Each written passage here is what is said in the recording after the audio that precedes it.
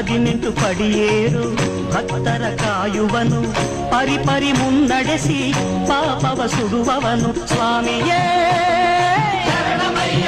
ಇರುಮುಡಿ ಯಾತ್ರಿಕರ ಮುಪ್ಪಿನ ಇರುಳಲ್ಲಿ ಸುಕು ಸುಕು ದೇಹಕ್ಕೆ ಆಧಾರ ಆಗುವನು, ಹೆಬ್ಬುಲಿ ಬೆನ್ನೇರಿ ಬಂದಿಹ ಚಂದಿರನು, ಮೈವಾಗಿ ಶರಣೆಂದ ಭಕ್ತರ ಬೆಂಗಾವಲು, ಯೋಗ ಮುದ್ರೆ ಭಾವದ ಯೋಗೀಶನಾದವನು, ದೀನರ ಈ ಬಂಧು ಓಂಕಾರ ರೂಪನು, ಶವ ಸುಡುವಂಥ ದ್ವೇಷಾಗ್ನಿ ಜ್ವಾಲೆಯದು ಈ ದೈವದೆದುರಲ್ಲಿ ತಂಗಾಳಿಯಾಗುವುದು.